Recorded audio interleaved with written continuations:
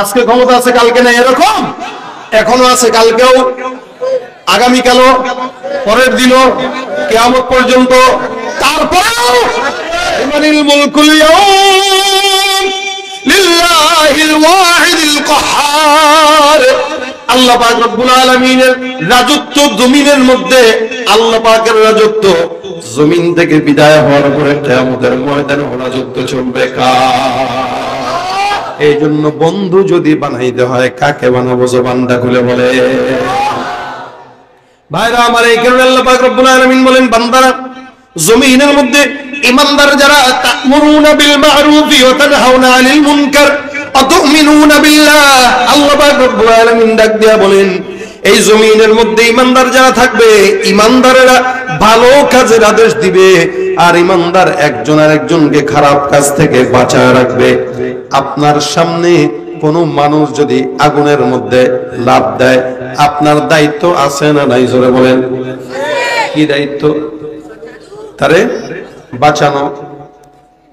সেদিন বেনাপোলের এক্সপ্রেসের ট্রেনে আগুন লাগাই দিছে দুর্বৃত্তরা, মানুষ টান দিয়ে বের করার চেষ্টা করছে, অথবা আফসোস করে। দুনিয়ার আগুনের মধ্যে পুড়তে দেখলে আপনার খারাপ লাগে, কিন্তু কিয়ামতের ময়দানে জাহান্নামের আগুন দাও দাও করে জ্বলে। আমরা আপনারা হাসি হাসি দিয়া, খুশি খুশি দিয়া জাহান্নামের দিকে নিক্ষেপ হওয়ার চক্রান্ত করি। আপনার চোখের সামনে এক ভাই জাহান্নামে যায়, হাসতে হাসতে আপনিও জাহান্নামের রাস্তায় হাঁটেন। এই জাহান্নামের আগুন থেকে বাঁচানোর মতো বান্দা এই জমিনে পাওয়া যায় না। এই কারণে আল্লাহ পাক বলেন, তা'মুরুনা বিল মা'রুফি ওয়া তানহাউনা আনিল মুনকার, একজন ইমানদার আরেকজন ইমানদারকে ভালো কাজের আদেশ দিয়া জাহান্নাম থেকে বাঁচাবে, এবং খারাপ কাজের আদেশ দিয়া খারাপ কাজ থেকে বাঁচাবে বান্দাকে জাহান্নাম থেকে বাঁচাবে। আর বান্দাকে ভালো কাজের আদেশ দিয়া বান্দার ঠিকানাটা জান্নাতের ফেরদাউসের মধ্যে করে দিবে। আর জাহান্নাম থেকে বাঁচানোর জন্য বান্দা একটা পন্থা, সেটা হলো খারাপ কাজ থেকে বাঁচো। খারাপ কাজ যত ছোট হোক সেটা করব না, আর নেকের কাজ যত ছোট হোক সেটা ছাড়বো না, ঠিক কিনা? আল্লাহ পাক রব্বুল আলামিন এই কারণে বলেন, খারাপ কাজটা আদেশ করবা, খবরদার যদি আদেশ খারাপ কাজের করো, তাহলে সেই খারাপ কাজের আদেশ যাকে করলা সেও যেমন জাহান্নামী, তুমিও জাহান্নামী। আর ভালো কাজের আদেশ যখন করবা, ভালো কাজ করার মাধ্যমে বান্দা যেমন জান্নাতের রাস্তাটা খোলা হয়ে গেল, যে আদেশ করলো ওই বান্দাটাও ঘরের মধ্যে বসে বসে সেটার সওয়াব পাইলো, অর্থাৎ এই বান্দাটাও জান্নাতি হয়ে গেল। সুবহানাল্লাহ। এই কারণে আল্লাহ পাক বলেন, তা'মুরুনা বিল মা'রুফ, হে বান্দা ভালো কাজের আদেশ দাও, ওয়া তাআওয়ানু আলাল বিররি ওয়াত তাকওয়া, নেকের কাজটা এমন একটা জিনিস, সেটা যদি ছোট হয় আল্লাহ পাক রব্বুল আলামিনের দরবারে কবুল হয়ে যায়। রাসূল করিম সাল্লাল্লাহু আলাইহি ওয়াসাল্লাম হাদিসের মধ্যে বর্ণনা করে, আবু হুরায়রা রাদিয়াল্লাহু তাআলা থেকে বর্ণিত, উনি বলেন, আগের কালের জামানায় এমন একজন বান্দা, যেই বান্দাটা একদার রাস্তা দিয়ে হেঁটে যায়, বান্দা রাস্তা দিয়ে হেঁটে যায়, যেতে যেতে যেতে যেতে যেতে যেতে হঠাৎ করে মেঘ দেখে, মেঘের থেকে একটা আওয়াজ চলে আসে, এই বান্দা শুনতেছে। মেঘটা গর্জন করে বলতেছে, মেঘের ভিতরে আওয়াজ। আল্লাহ পাক এই বান্দার কানের মধ্যে মেঘের কথা শোনার মতো যোগ্যতা দিয়ে দেয়। এই বান্দাটা কান খোলা খোলা রেখে শুনলো, ওই মেঘের গর্জন থেকে আওয়াজ, এই মেঘ যাও, মেঘমালা অমুক এলাকায় অমুক একজন বান্দা, ওই বান্দার ক্ষেত খামার গুলো নষ্ট হয়ে যায়। আল্লাহর আদেশে মেঘমালা গুলো তোমরা ওই বান্দার ক্ষেতের মধ্যে বৃষ্টির মাধ্যমে পানি বর্ষণ করে দাও। এই বান্দাটা নিজের কানে এই কথাটা শুনতেছেন, আসমানের মেঘ বলতেছে অমুক বান্দার নাম ধরে ধরে ওই বান্দার ক্ষেতের মধ্যে পানি দিয়ে আসো যাও। তার মানে বোঝা গেল যার নামটা উচ্চারণ করেছে ওই বান্দাটা সাধারণ নাকি অসাধারণ? অসাধারণ বান্দা। আল্লাহ পাক রব্বুল আলামিনের এই বান্দার নামটা মেঘের থেকে আওয়াজ আসতেছে, মেঘমালাগুলো আওয়াজ দিয়ে এবার ছুটে চলা শুরু করে দিচ্ছে। জমিনের এই বান্দা এবার মনে মনে ফিকির করে, কি ব্যাপার, এমন একজন বান্দার নামটা আসমানের মেঘের থেকে আওয়াজ, তার মানে বোঝা গেল ওই বান্দাটা আল্লাহওয়ালা। কোথায় যায় মেঘমালা? আমি যাব পিছনে রওনা হয়ে গেল। যেতে যেতে যেতে যেতে যেতে যেতে হঠাৎ করে তাকায় দেখে একটা জায়গায় মেঘমালাগুলো স্থির হয়ে দাঁড়ায় গেল। মেঘমালাগুলো আসমান থেকে বৃষ্টি বর্ষণ করে দেয়। জমিনের মধ্যে যখন বৃষ্টি পড়ে, জমিনে বৃষ্টি পড়ার পর একটা পাথরের উপরে বৃষ্টির পানিগুলো পড়তেছে। এই বান্দা তাকায় দেখে পাথরের মধ্যে যখন পানিগুলো পড়ে, পাথরের থেকে পানিগুলো সুন্দর করে বের হয়ে একটা নালা আকারে সিস্টেম নালা তৈরি হয়ে গেল। আল্লাহর বান্দা তাকায় দেখে মেঘ থেকে বৃষ্টি হয় পাথরের মধ্যে নামে, পাথর থেকে বৃষ্টি হয়ে নালার মধ্যে যায়।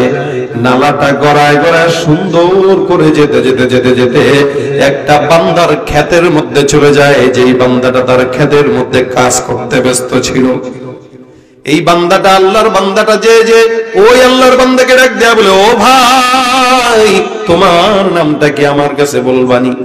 বলে আমার নাম অমুক। সুবহানাল্লাহ, তোমার নাম যদি এটাই হয়, আল্লাহর কসম তোমার নামটাই আমি আসমানের মেঘমালার থেকে আওয়াজের মাধ্যমে শুনতে পেরেছি। সুবহানাল্লাহ, তোমার নামটাই আসমানের মেঘমালার থেকে আমি অর্জনের মাধ্যমে শুনেছি। তুমি এমন কোন আমল করেছো যে আমলের কারণে আসমানের মেঘের ভিতরে তোমার নামের আওয়াজ, আল্লাহ পাক রব্বুল আলামিন মেঘের থেকে তোমার নামটাকে শোনায়া এই মেঘটাকে বহুদূর থেকে তারা তোমার এলাকায় আনলো। মেঘমালা বৃষ্টি বর্ষণ করলো, পাথরের মধ্যে বৃষ্টি পড়লো, পাথর থেকে নেমে গেল, নালা সৃষ্টি হলো, নালা থেকে তোমার ক্ষেতের মধ্যে আসলো। আমি একটু জানতে চাই, এমন কোন ইবাদত করেছো যে ইবাদতের মাধ্যমে আসমানের মেঘমালার কাছেও তোমার নামটা পরিচিত হয়ে গেছে? এ ভাইরা আমার, খুব বুঝবেন। এই কারণে হাদিসে নবী করিম সাল্লাল্লাহু আলাইহি ওয়াসাল্লাম বলেন, আল্লাহ পাক রব্বুল আলামিন বলেছে, কোন ঈমানদার বান্দা জমিনের মধ্যে যদি আমি আল্লাহর নামের জিকির আদায় করে ডাক দেয়, আমি আল্লাহর গোলামি করে, আমি আল্লাহ পাক রব্বুল আলামিন ওই বান্দার নামটা আসমানের ফেরেশতা, বান্দা যদি একজনের সামনে ডাকে, আমি আল্লাহ 1000 ফেরেশতার সামনে বান্দার নামটা ডেকে দেই। বান্দা যদি আমি আল্লাহর গোলামি করে, আমি আল্লাহ একা নয়, আমি আল্লাহর সমস্ত মাখলুকাত জিন্নাত সহ ফেরেশতারা সহ ওই জমিনের বান্দার গোলামির মধ্যে ব্যস্ত হয়ে যায়। জোরে বলেন সুবহানাল্লাহ। ভাইরা আমার, দেখেন তো, এই জন্য আল্লাহ পাকের গোলামির দরকার আছে না নাই? এই জমিনের মধ্যে যারা আল্লাহর গোলামি করলো, মাল্লাহুল মাওলা ফালাহুল কুল, যার জন্য আমার আল্লাহ, আমার আল্লাহ পাক বলে আসমান জমিন মাখলুকাত গ্রহ নক্ষত্র সব কিছু ওই বান্দার জন্য হয়ে যায়। যেমন নাকি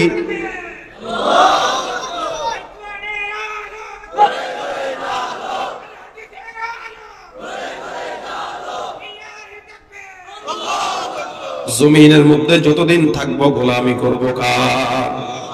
আল্লাহ পাকের গোলামি করলে আল্লাহ পাক বান্দার জন্য আসমানকে গোলাম বানায় দেয়। আল্লাহ পাকের গোলামি করলে বান্দা জমিনকে বান্দার গোলাম বানায় দেয়। আল্লাহ পাকের গোলামি করলে আল্লাহ নদী নালাকে বান্দার গোলাম বানায় দেয়। আল্লাহ পাকের গোলামি করলে গোটা বিশ্ববাসীকে বান্দার গোলাম বানায় দেয়। সমাজের মধ্যে বাবা যারা আছেন, মা যারা আছেন, সন্তানকে জন্ম দেওয়ার পরে আপনার সন্তানকে আপনি নিজেই আব্বা ডাকেন, জন্ম দিলেন আপনি, বাবাও ডাকলেন আপনি। বলেন তো আসলে সন্তান কি আপনার বাবা নাকি? বলে না না। কিন্তু কেন ডাকেন? বলে মহব্বতটা আপনার ভিতরে গালে হয়ে যাওয়ার কারণে সন্তান আপনার হওয়ার পর আপনি আপনার সন্তানকে আব্বা ডাকেন। ঠিক তেমনি ভাবে আমার আল্লাহ পাক রব্বুল আলামিন যদিও বান্দাকে বানাইছেন, কিন্তু বান্দার প্রতি মহব্বত যখন আল্লাহর মধ্যে গালে হয়ে যায়, আমার আল্লাহ বলে আমি এখন আল্লাহ পাক নিজে ওই বান্দার গোলামে পরিণত হয়ে যায়। সুবহানাল্লাহ। ভাইরা আমার, এই জন্য জমিনের মধ্যে আল্লাহর গোলামি করেন এই যে বান্দা, যেমন নেকির মাধ্যমে, ভালো কাজের মাধ্যমে আল্লাহ পাক রব্বুল আলামিনের পছন্দিদা হয়ে গেল। এই জন্য আসমানের মেঘ পর্যন্ত ওই বান্দার নাম জানে। এই বান্দা এখন ডাক দেয়, বলো ও ভাই, জমিনের মধ্যে তুমি এমন করে ইবাদত করলা যে ইবাদতের কারণে আসমানের মেঘ পর্যন্ত তোমার নাম জানে। এই বান্দা এখন ডাক দেয়া বলে, আমি কি কাজ করেছি জানো নাকি? বলে, আমার কাছে এমন কোন আমল নাই, ইবাদত নাই, আল্লাহর জান্নাতে যাব আমি জানতাম না। আসমানের মেঘ আমার নাম জানে, এটা আমি তোমার থেকেই শুনলাম। তবে হ্যাঁ শুনবা, আমি আমার এই ক্ষেত যে দেখলা, ফসল দেখলা, ফসলটাকে যখন এখান থেকে ফসল উৎপন্ন হয় এটাকে 3 ভাগে ভাগ করি। 1 ভাগটা আমি ভালো কাজে গরিব এতিম মিসকিন যারা আছে এদের খাবারের জন্য আমি 1 ভাগটাকে দান করে দেই। সুতরাং ওই দানের এই যে বিশাল বড় একটা অঙ্গ, এই বিশাল বড় একটা অঙ্কটার কারণে এলাকার মধ্যে অসংখ্য গরিব মিসকিনরা খাবার পায়। হয়তো এই কারণেই আসমানের মালিক মেঘের মাধ্যমে আমার ক্ষেতের মধ্যে পানির ফায়সালা করে দিয়েছে। এখানে অসংখ্য ভাই আছেন যারা ক্ষেত খামারে কাজ করেন, আছেন না নাই? এই জন্য অসংখ্য বান্দারা জমিনের মধ্যে ছিল যারা তাদের ইনকাম থেকে 3টা ভাগ করত। 1টা ভাগ নিজের খরচের জন্য, আরেক ভাগ আত্মীয় স্বজন মা বাবার জন্য, আরেক ভাগ এলাকার গরিব দুঃখীদের মিসকিনদের জন্য দান করে দিত। আল্লাহ পাক রব্বুল আলামিন তাদের বরকত দিয়েছেন, কোনোদিন তারা অভাবের মধ্যে পড়ে নাই। এই বান্দাটাও ঠিক সেই কাজ করেছে, যার কারণে আল্লাহ পাক চিন্তা করলো এই বান্দাটার এখান থেকে অসংখ্য মিসকিনদের রিজিকের উৎপন্ন হয়। সুতরাং আসমানের মেঘের মাধ্যমে আল্লাহ পাক এই বান্দার ক্ষেতের মধ্যে পানির ফায়সালা করে দিয়েছে। হাদিস শরীফে নবী করিম ঘটনা বর্ণনা করেছেন। এই সাহাবী এবার এই লোকটা আবার চিন্তা করলেন, হ্যাঁ জমিনের মধ্যে বরকত যদি পেতে হয় নিজের ভালো কাজে সহযোগিতা করেন। মুসলমান যারা এখানে আছেন, ব্যবসা করেন, বাণিজ্য করেন, অনেক কিছু করেন, আপনি আপনার সম্পদ থেকে একটা অংশ প্রতিদিন জমান। যারা দোকানদারি করেন, ব্যবসা আছে, প্রতিদিনের প্রথম ইনকাম থেকে 3 ভাগ করে 1টা ভাগ আপনি আপনার ব্যাংকের মধ্যে রাখবেন। মাস শেষে দান করবেন, দেখবেন ইনশাআল্লাহ বড় কোনো রোগ আল্লাহ আপনাকে দিবে না। আর যেগুলো যাকাত দেয় না, সদকাও দেয় না, দানের কথা বললে মাথা গরম হয়, দেখবেন কিছুদিন পর পর সিঙ্গাপুর আর মালয়েশিয়া, ইন্ডিয়া দৌড়ায় চিকিৎসার জন্য লক্ষ টাকা খরচ করে, কিন্তু সুযোগ হয় না, আল্লাহ পাক সুস্থ করে না। কেন? বলে দান করে না, ভালো কাজের টাকা সম্পদ ব্যয় করে না। আর খারাপ কাজ, গান করবে, শিল্পী আনবে, ব্যান্ড শো করবে, ওই জায়গায় লক্ষ টাকা দান করে, কেসরতে যায়, মদের আড্ডা যায়, যার কারণে আল্লাহ পাক আজীবন তাকে অসুস্থতা আর অসুস্থতা, অশান্তি আর অশান্তি দিয়ে ভরপুর করে রাখে। এটার কারণ তো এগুলা। কারণ ভালো কাজ তার কাছে ভালো লাগে না, খারাপ কাজ তার কাছে খারাপ লাগে না। নবী করিম বলেন, ঈমান যে তোমার নাই এটা বুঝবা কিভাবে?